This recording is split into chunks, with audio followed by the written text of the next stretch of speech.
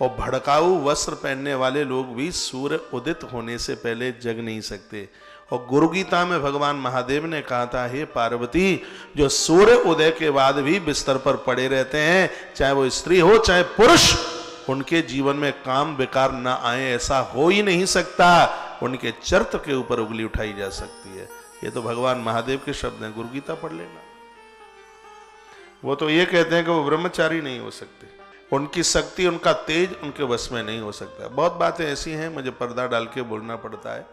भगवान शंकर ने जो बात कही है गुरु गीता में, वह बात बड़ी अद्भुत है, प्रणाम करने को लायक वह बात है। तो मांस ही भोजन ही, जिसके आहार में मांस है वो विकारी व्यक्ति। और मांस खाने वाले लोग तो अंधे होकर के पैदा होते हैं। धृतराष्ट्र के चरित्र में स्वयं भगवान महाभारत में बोल गए। कृपया सावधान रहें इन चीजों से। और भारत जैसे देश में तो हमारी संस्कृति इसके ऊपर कुठाराघात करती है, लांछन लगाती है, होना ही नहीं चाहिए।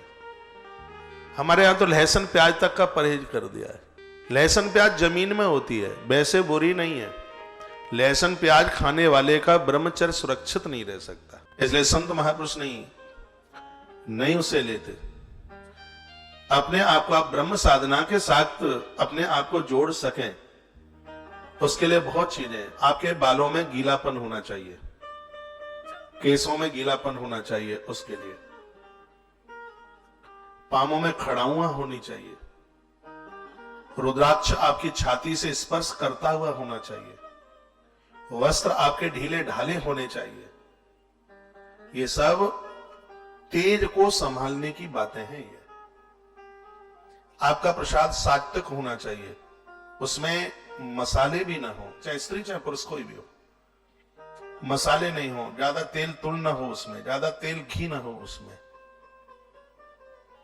बहुत सावधानी पूर्वक जीवन जीने की जरूरत है। और मैंने बहुत बार यह निवेदन किया है कि धरती पर बहुत शक्तियां ताकत होंगी, ब्रह्मचारी की तो छाती पर राइफल की गोली फिसल के चली जाती है, वो उसकी छाती का वेदन नहीं कर सकती। गोली हाथी को मार सकती है, लेकिन गोली ब्रह्मचारी को नहीं मार सकती। उसकी हड्डियां इतनी मजबूत हो जाए। आज 15, 16, 17 साल की उम्र में निचुड़े हुए नींबू की तरह दिखते हैं। उन्हें बाहर की सौंदर्य प्रदान सामग्रियां लेनी पड़ती हैं। गलुआ घिसेंगे, मुंह चुपड़ेंगे एक आध घंटे। आजकल तो पुरुष लोग भी इन सब चीजों से बाहर नहीं है। इनका मूड़ा देखो फिर 55-60 के बाद, जैसे लुक्की वाला लंगूर। हाँ, आंखें गड़ी हुई, बिल्कुल शकल समोसा जैसी बन गई है, टेढ़ी मेढ़ी। संयम के साथ रहिए। परमात्मा ने हमें मनुष्य को कर्मों के लिए नहीं बनाया। भगवान की 84 लाख योनियां, उसमें सर्वोच्च यदि भगवान की कोई कृति है, और मनुष्य सबके बाद बनाया। प्रभु ने मानव के बाद कुछ नहीं बनाया, क्योंकि उन्हें लगा था कि इससे बढ़िया और कुछ मैं बना भी नहीं पाऊंगा। तो मानस में बाबा तुलसी ने लिखा भी है, सबसे अधिक मनुज मोह भाई। भगवान कहते मैंने बनाया बहुत कुछ, लेकिन मुझे मनुष्य से अच्छा कुछ भी नहीं लगा।